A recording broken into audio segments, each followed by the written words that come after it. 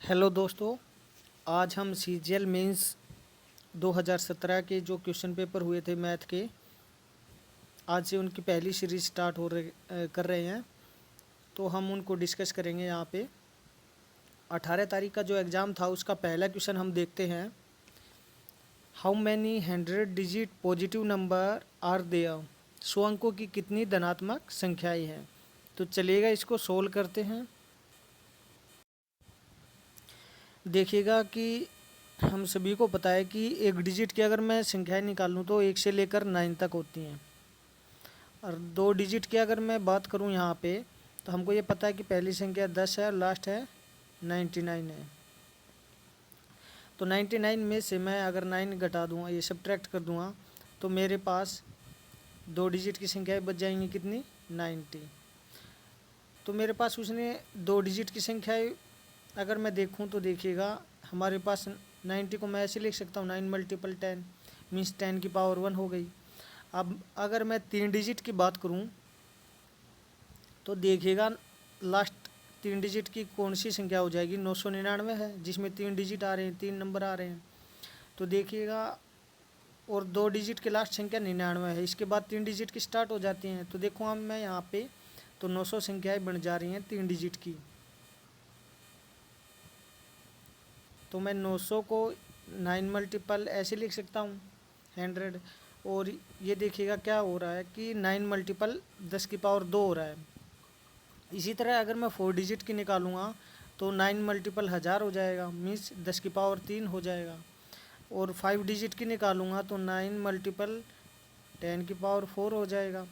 Means जितने digit की निकालनी है उससे एक कम 10 की पावर हो जाएगा, और 9 तो सब में कॉमन है। ठीक है, तो यहाँ से हम देखते हैं गाइज, हमको पूछा उसने 100 डिजिट की। तो देखिएगा 100 डिजिट की निकालूंगा तो 9 तो है ही है, और 10 की पावर जो 100 डिजिट की पूछा है तो 99 हो जाएगी, एक घटा देंगे इसमें से। अगले क्वेश्चन की ओर बढ़ते हैं हम।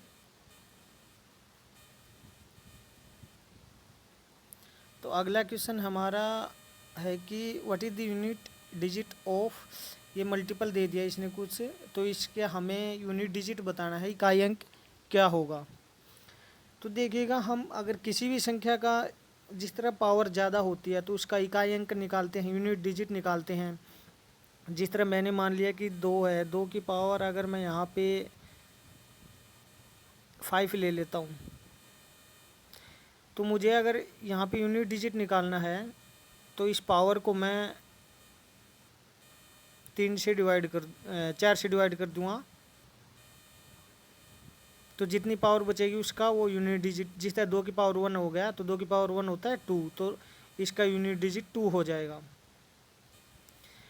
अगर मैं इसको वैसे भी करना चाहूँ जिस तरह 2 की पावर 5 है इसका, तो ये मुझे पता है कि 2 की पावर 5 कितना होता है, जिस तरह 16 दूनी 32 होता है, तो यूनिट डिजिट कितना आ गया 2। तो कोई भी होगी अगर उसकी पावर कुछ भी हो किसी भी संख्या की, उसको हम 4 से डिवाइड करेंगे, और लास्ट के डिजिट की जितनी भी पावर आएगी तो हम उसको ऐसे ही मल्टीपल कर देंगे। जिस तरह 3 की पावर अगर 8 है तो मैं इसको पावर को 4 से डिवाइड करूँगा तो ये 0 आ रहा है, तो मैं यहाँ पे इसको 4 मान लूँगा। 4 से डिवाइड करूँगा तो 4 मान लेता हूँ इसकी पावर, क्योंकि जो 4 से डिवाइड हो रही है उसको 4 मान लेता हूँ उसकी पावर। तो देखिएगा 3 की पावर 4 होती है, तो हम देख सकते हैं कि 3 की पावर 4 कितनी हो जाएगी, 81 हो जाएगी। तो यहाँ पे यूनिट डिजिट 1 आ जाएगा। इसी तरह हम और को भी सोल्व कर लेंगे। चलिएगा इसको सोल्व करते हैं हम। तो यहाँ पे हम देखते हैं कि इसकी अगर कोई भी संख्या हमें 4 से डिवाइड करनी है तो उसके लास्ट 2 डिजिट को हम 4 से डिवाइड कर लेंगे, उससे पता चल जाएगा हो रही या नहीं। तो देखिएगा अगर लास्ट इस संख्या में 7 है लास्ट डिजिट, तो इसकी पावर 413 है, तो मैं 13 को 4 से डिवाइड करूँगा 4 से, तो 1 बच जाएगा, 1 रिमाइंडर होगा। तो जो रिमाइंडर होगा वो पावर हो जाएगी, 7 की पावर 1 हो जाएगी। अब इसी तरह अगर मैं आगे करूं तो देखिएगा ये है अगली संख्या 819 है, इसकी पावर 547 हो जा रही है। तो मैं 47 को अगर 4 से डिवाइड करूंगा तो मेरा 3 रिमाइंडर होगा, तो 9 की पावर 3 हो जाएगी। और आगे मैं देखूं तो ये 4 है इसका लास्ट डिजिट का, तो इस 24 है 4 से पूरी डिवाइड हो रही है, इसकी जो पावर है 24। अगर मैं इसको मैंने ये बताया था कि 4 को अगर कोई भी पावर 4 से डिवाइड हो रही है पूरी, तो हम उसकी पावर 4 ही मान लेंगे। तो आगे देखिएगा लास्ट संख्या का डिजिट है ये 2 है लास्ट डिजिट, और इसकी पावर 12 है, 4 से डिवाइड हो रही है तो इसकी पावर भी हम 4 मान लेंगे। अब देखते हैं, अगर मैं इनकी पावर का देखता हूँ, 7 की पावर 1 होती है 7 होती है, 9 की पावर 3 होती है वो, तो उसका लास्ट डिजिट 9 आ जाएगा, जो कि 729 होती है तो 9 आ जाएगा लास्ट डिजिट। अब 4 की पावर 4 होती है तो 256 होता है तो 6 लास्ट डिजिट आ जाएगा। 2 की पावर 4 होती है वो 16 होता है तो 6 आ जाएगा। अब अगर मैं इनको मल्टीपल कर रहा हूँ तो मेरा यूनिट डिजिट कितना आ जाएगा, 8 आ जाएगा। जिस तरह ये 36 और ये 9 है, 9 से मल्टीपल करूँगा तो 54 तो लास्ट में आएगा ही, 6 से मल्टीपल करूँगा और 7 है, 7 से इसको मल्टीपल करूँगा तो 28, 8 आ जाएगा लास्ट का यूनिट डिजिट। अगले क्वेश्चन की ओर बढ़ते हैं हम। देखिएगा ये भी एक अच्छा क्वेश्चन है। इसमें हमें ये कुछ से दे रखा है, इसने टर्म दे रखी हैं, इनका सम करके बताना है। देखिएगा आप, ये एक टर्म बन रही है 1/1 multiple 3 multiple 5 plus 1/1 multiply 4 plus ये 1/3 मल्टीपल 5 मल्टीपल 7। तो देखिएगा आप, ऐसी ये सीरीज़ बनती जा रही है। ये दोनों ये अलग अलग सीरीज़ बन रही हैं देखिएगा, और ये अलग बन रही हैं सीरीज़। तो चलिए इनको हम सोल्व करते हैं इस क्वेश्चन को भी। तो देखिएगा इस क्वेश्चन में हमें 20 टर्मों का सम निकालना था। तो 10 टर्म तो सेम होती जा रही हैं दोनों अलग अलग। देखिएगा 10 टर्म तो ये हो रही हैं ये, और ये ऐसे 10 टर्म बनती जा रही हैं, और 10 टर्म ये हो जाएंगी जो ये हो रही हैं, जिनका डिफरेंस नीचे 3 है। 1 4 3 हो जाएगा डिफरेंस है, अभी 3 डिफरेंस है। और इन सब का देखिएगा 2 का डिफरेंस है, इसका भी 2 और इसका भी 2 डिफरेंस है, ऐसे ही ये भी 2 का डिफरेंस है।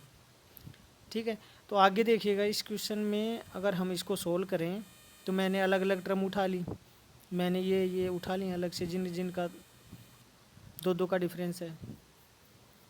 देखिएगा अगर मैं लास्ट टर्म निकालूँ 10 टर्म इसकी हो जाएंगी, 10 इसकी हो जाएंगी। तो देखिएगा मैं अगर 10वीं टर्म निकालूँ, इसमें a प्लस n-1, और ये फॉर्मूला अगर पुट करके मैं लगाऊँ n-1 इंटू डी, तो ये आ जाएगा मेरा लास्ट टर्म निकल आएगी यहाँ से। ए होती है पहली टर्म, एन होती है मतलब जितनी टर्म निकालनी होती हैं वो होती हैं, जिस तरह 10 टर्म निकालनी है तो एन आ जाएगा यहाँ पे 10 तो 9 हो जाएगा। ये जिस तरह 1 है प्लस एन 10 है, 10 में से 1 गया तो 9, और ये डी होता है डिफरेंस होता है। डिफरेंस कितना है इनका, देखिएगा आप 2 का डिफरेंस होता जा रहा है। तो ये हमारे यहाँ पे 18, ये 2 से मल्टीपल करूँगा 18 और 1 19 हो जाएगी। तो देखिएगा यहाँ पे अगर मैं इसको करूँ तो देखिएगा यहाँ पे ये 19 21 और 23 हो जाएगा, 2 का डिफरेंस होता जा रहा है। और इसी तरह मैं अगर 4 वाली का निकालूँगा इसी फॉर्मूले में पुट करके, तो लास्ट टर्म मेरी इसकी वो आ जाएगी 1 इंटू 1/28 मल्टीपल 31। अब अगर इनके सम की बात करूँ मैं, तो देखिएगा दोस्तों कि इसमें जितना भी इनका डिफरेंस होता है मल्टीपल का, देखिए इनका डिफरेंस होता है 2 इसका डिफरेंस है और 2 इनका डिफरेंस है, तो टोटल 4 हो रहा है। मल्टीपल कर दूंगा मैं इनका, ये भी देखिएगा 2 और ये हम भी 2, तो यहाँ से मैं 4, सब में ऐसे इस ऊपर वाली टर्म में ऐसे ही होता जा रहा है। तो मैंने 1/4 इनका इसमें से कॉमन ले लूँगा, मैंने बाहर ले लिया। तो देखिएगा मैं अगर पहली 2 टर्मों को मल्टीपल कर दूँ और लास्ट की 2 टर्मों को उसमें से सब्ट्रैक्ट कर दूंगा, तो देखिएगा ये हो जाएगा। अगर मैं इसको सोल्व कर रहा हूँ तो देखिएगा यहाँ पे ये 8 हो जाएगा, और यहाँ पे ये यहाँ पे ये 5 हो जाएगा, और यहाँ पे ये 1 हो जाएगा, तो ये आ जाएगा 4/15 आ जाएगा। जो 1/4 है तो 4 से 4 कैंसिल, वापिस यही टर्म हमारी हमको मिल जाएगी। तो आगे मैं इसी तरह इसको सोल्व कर रहा हूँ, 2 टर्म उठा के पहले ये 2 टर्मों को इनका ऐड किया और लास्ट वाली टर्मों को मैंने सब्ट्रैक्ट किया है इसको यहाँ पे। तो इसी तरह मैं इनको करता जाऊँगा लास्ट टर्म तक। तो देखिएगा हमें ये पूरा करने की ज़रूरत नहीं है। देखिएगा हम अगर देखें कोई भी यहाँ तक उठा लिया मैंने इस क्वेश्चन को, तो देखिएगा इसमें ये इससे कैंसिल हो जा रही हैं, तो हमारी पहली टर्म और लास्ट टर्म मीन्स वो सब्ट्रैक्ट हो रही है। तो ये हो रही है, आगे जाते हुए कैंसिल हो जाएगी, तो लास्ट टर्म हमारी क्या बचेगी ये। अगर मैं यहाँ पे इसकी बात करूँ, फिर आगे वाली टर्म देखेगा जिसमें इनका डिफरेंस 3 है, ये 3 है, ये भी 3 है, इसमें से 1/3 मैंने जितना डिफरेंस होता है वो बाहर ले लूँगा मैं, तो 1/3 ले लिया मैंने बाहर, दोनों में से आ जाएगा। तो देखिएगा ये 1 - 1/4 किया मैंने, तो अगर मैं देखूँगा तो ये 3/4 आएगा, 3 से 3 कैंसिल, 1/4 आ जाएगा वापस। तो देखिए इसी तरह करता जाऊँगा मैं, लास्ट टर्म आ जाएगी ऐसे मेरी, ये ले लूँगा मैं ऐसे। तो यहाँ से देखिएगा मैं इनको कैंसिल करता जाऊँगा, तो 1 माइनस लास्ट टर्म जो आएगी, जो लास्ट टर्म थी 2, तो ये लास्ट टर्म इसमें सब्ट्रैक्ट कर दूँगा मैं। तो देखिएगा यहाँ से अगर मैं इसको सोल्व करूँगा, ये तो कैंसिल होती जा रही थी आपस, ये तो कैंसिल हो जाएंगी, तो लास्ट टर्म ये सब्ट्रैक्ट होगी इसमें से। तो देखिएगा ये आ जाएगा हमारा 40/21 मल्टीपल 23 हो जाएगा। और इसमें से मैं देखूँगा तो ये प्लस, ये भी सम करना है, इसका भी दोनों ऐड करनी है। तो इसमें से देखूँगा तो ये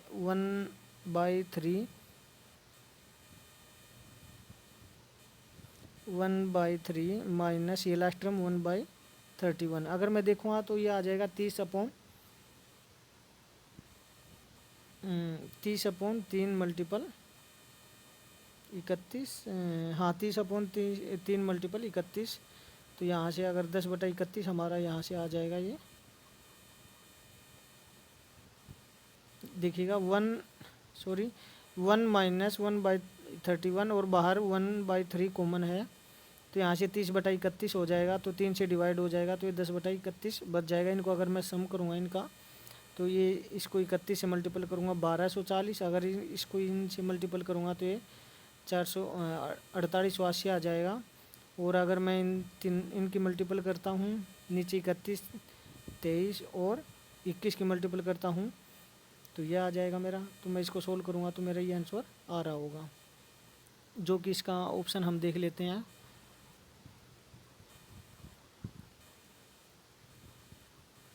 जो कि इसका सेकंड ऑप्शन इसका आंसर हो जाएगा। चलिएगा अगले क्वेश्चन की ओर आप वीडियो को दोबारा देख सकते हैं अगर समझ में नहीं आए तो कहीं से भी। तो हमारा अगला क्वेश्चन है, ये ज्योमेट्री का क्वेश्चन है। इसमें देखिएगा दी गई आकृति में ABC एक समकोण त्रिभुज है, ABC एक राइट एंगल ट्रायंगल है, और B ये 90 डिग्री है, ACB 60 डिग्री ये है, ये 60 डिग्री का गिवन है हमको। छोटे वर्त की त्रिज्या रेडियस है वो 2 सेंटीमीटर, इसकी रेडियस है वो 2 सेंटीमीटर है। तो हमें बड़े वर्त की रेडियस निकालनी है, इसकी निकालनी है, जो भी होगी देखते हैं। देखिएगा बहुत इजी क्वेश्चन है। इसमें हमको ये पता है कि ये सी एंगल है ये 60 डिग्री का है।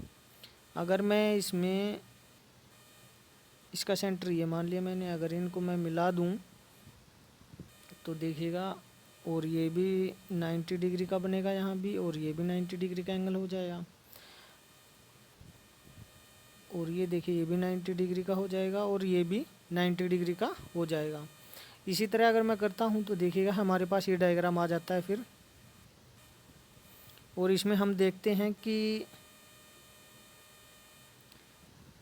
ये 32 कॉन्ग्रुएंट ट्रायंगल बन जाएंगे। एक तो ये हो जाएगा और एक ये हो जाएगा, क्योंकि देखिएगा ये कॉमन है, ये रेडियस है। और अगर हम यहाँ पे देखें तो और ये जो टेंजेंट हैं ये भी इक्वल हैं, तीनों साइड में इक्वल हैं, साइड से हम इन दोनों ट्रायंगल को कॉन्ग्रुएंट कर देंगे। अब आगे देखिएगा, अगर ये 60 डिग्री का पूरा एंगल है तो ये 30 का हो जाएगा, ये 30 का है, ये 90 का है, तो ये 60 का हो जाएगा। अब अगर आगे बात करें हम तो इसमें ये देखिएगा इसकी रेडियस 2 है, जब 30 के सामने की 2 है साइड, तो 90 के सामने की 4 हो जाएगी, 90 के सामने की 4 हो जाएगी। तो अब आगे देखिएगा हमको ये पता चल गया कि ये पूरी 4 है, तो ये हमको ये पता है ये 2 है, तो ये इतनी कितनी हो जाएगी, ये 6 हो जाएगी इतनी, तो ये हो गई 6। अब अगर मैं इसमें अब ये पूरा ट्रायंगल लूँ मैं इतना, इस ट्रायंगल में अगर इस ट्रायंगल की बात करें हम, तो इसमें देखिएगा ये 90, ये 60 और ये 30। अगर ये मैं 30 के सामने 1 हो गई, अगर साइड 1 हो जाती है तो 90 के सामने की साइड 2 हो जाएगी ये पूरी। तो आप ये देखिएगा जब इसकी रेडियस 1 है तो ये भी तो यहाँ भी तो 1 है इतनी, तो हमको ये पता है ये भी, जब ये 1 है तो ये भी तो 1 हो जाएगा यहाँ पे। अब आगे हमको ये पता है ये सारा 2 है और ये 1 है, तो ये भी 1 हो गया अब। और ये हमको ये पता है कि 6 है, 6 के इक्वल है, तो 1 की वैल्यू 6 के इक्वल है, और इसकी रेडियस कितनी है 1 ही तो है, तो इसकी रेडियस कितनी हो जाएगी 6। आप सिमिलरिटी से भी इस क्वेश्चन को कर सकते हैं। अगले क्वेश्चन की ओर बढ़ते हैं। देखिएगा कि इसने ये भी ज्योमेट्री का क्वेश्चन है। दी गई आकृति में दो समान वर्त जिनकी रेडियस 4 सेंटीमीटर है एक दूसरे को स्पर्श कर रहे हैं। दोनों वर्तों के अंदर ए और बी हैं। यदि आर क्यू वर्त पर एक स्पर्श रेखा टेंजेंट है तो आर क्यू की लंबाई हमें बतानी है। तो चलिएगा इसको सोल्व करते हैं हम।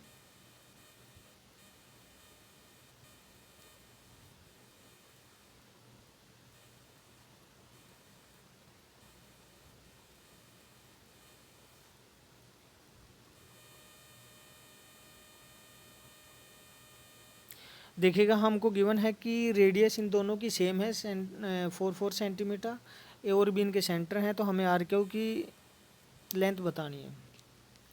तो देखिएगा आगे मैं इस डायग्राम में अगर यहाँ से इस पे परपेंडिकुलर ये डाल देता हूँ टेंजेंट पे, तो हम सभी को बताया टेंजेंट पे अगर सेंटर पे से मिला दिया जाता है तो वो परपेंडिकुलर हो जाता है वहाँ पे। तो देखिएगा इसमें हमको ये पता है कि ये पूरी ये 4 सेंटीमीटर है तो इसका डायमीटर 8, तो इसका भी डायमीटर 8, तो ये पूरी कितनी हो जाएगी 16 हो जाएगी। अब अगर यहाँ से ये देखूँ मैं तो ये कितनी हो जाएगी 12 हो जाएगी, क्योंकि 4 ये हो जाएगी, रेडियस है 4। तो अब यहाँ से ये 4 सेंटीमीटर है रेडियस इसकी, तो मैं ये यहाँ से निकल सकती है मेरी ये। तो ये 144 में से 16 घटा दूँगा तो 128 आ जाएगा, जो कि 8√2 हो जाएगा। अब अगर मैं इसकी लेंथ x मान लेता हूँ तो देखिएगा अगर मैं इन दोनों में सिमिलरिटी लगा देता हूँ, ये एंगल दोनों में सेम है, ये 90 डिग्री का है और यहाँ ये 90 डिग्री का है। एक तो इस ट्रायंगल में और एक पूरे ट्रायंगल में अगर मैं सिमिलरिटी लगा देता हूँ, देखिएगा एक पूरे ट्रायंगल में और एक इस ट्रायंगल में अगर मैं सिमिलरिटी लगा दूंगा, ये एंगल सेम है और ये 90 का यहाँ पे है तो ये 90 का हो जाएगा इसमें भी। तो देखिएगा सिमिलरिटी लगाने पर जो ट्रायंगल APS ये सिमिलर है हमारे RPQ के। तो देखिएगा इसमें अगर मैं इस एंगल के सामने ये 4 है और इसी एंगल के सामने ये x है, ये रख दिया मैंने। और अब यहाँ से अगर मैं इस एंगल की बात करूँ, इसके सामने ये 8√2 है और इस एंगल के सामने का हमारा 16 है, तो यहाँ से x की वैल्यू 4√2 आ जाएगी। अगला आज का ये लास्ट क्वेश्चन देख लेते हैं। ये क्वेश्चन मैंने खुद से इसमें ऐड किया है। देखिएगा इस क्वेश्चन में बोल रहा है कि एक मोटर के उत्पादन मूल्य में 3 मटेरियल यूज हो रहे हैं। एक तो रॉ मटेरियल की कीमत है, एक लेबर की और एक है अन्य मीन्स अदर्स हो रहे हैं। किसी एक वर्ष में इन मदों पर खर्च 4:3:2 के अनुपात में था। अगले वर्ष कच्चे माल की कीमत रॉ मटेरियल की कीमत वो 10% बढ़ जाती है और लेबर सेस वो 8% बढ़ जाती है, परंतु अतिरिक्त मदों पर खर्च 5% जो अन्य है अदर हैं उन पे 5% घट जाता है। तो हमें मोटर की कीमत में जो परसेंटेज में जो वृद्धि हुई है वो बतानी है। तो चलिएगा इसको हम सोल्व करते हैं। अभी इसको हम 2 तरीके से सोल्व कर सकते हैं। जो रॉ मटेरियल है उस पे उसका एक्सपेंडिचर जिस तरह अगर 4 में हो रहा है रेशो में, तो लेबर पे उसका 3 हो रहा है और अन्य अदर है उस पे 2 हो रहा है, इस रेशो में हो रहे हैं। अगर मैं इनको 100 से मल्टीपल कर दूंगा तो ये 400, ये 300, ये 200 हो जाएगा। अब अगर मैं आगे बात करूं तो देखिएगा इस पे ये 10% का इंक्रीमेंट हो रहा था रॉ मटेरियल पे, तो 10% का इंक्रीमेंट कितना हो गया 40 का। और लेबर पे 8% का इंक्रीज हो रहा है तो 24 का इंक्रीज हो जाएगा 8% इसका। तो इस पे 5% का डिक्रीज हो रहा है तो 10 डिक्रीज हो जाएगा। तो मैं ओवरऑल देखूँ अगर तो देखिएगा इसमें ये इंक्रीज हो रहा था, ये डिक्रीज हो रहा है। तो देखो तो मैं 54 है, ये इंक्रीज हो रहा है, 54 इंक्रीज हो रहा है कितने पर, देखिए 900 पर हो रहा है।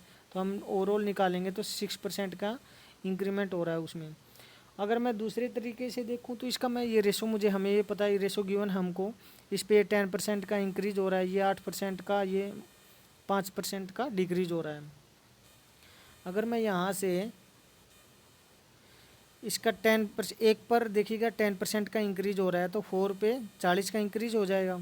यहाँ एक पे 8 का इंक्रीज हो रहा है तो 3 पे 24 का इंक्रीज हो जाएगा। और एक पे 5 का डिक्रीज हो रहा है तो 2 पे 10 का डिक्रीज होएगा। तो यहाँ पे मैं अगर इंक्रीमेंट देखूँ तो 54 का इंक्रीमेंट हो रहा है। अगर मैं यहाँ से, और मुझको ये पता है कि 9 पे इंक्रीमेंट हो रहा है तो एक पे इंक्रीमेंट कितना हो जाएगा 6% का। कल से हम चैप्टर वाइज स्टार्ट कर रहे हैं, बेसिक्स से और हाई लेवल तक करवाएंगे सीजीएल के सारा का सारा जो भी मटेरियल है, जैसे भी क्वेश्चन आते हैं मेंस प्री, सारे के सारे बेसिक से हाई लेवल के कल से स्टार्ट कर रहे हैं।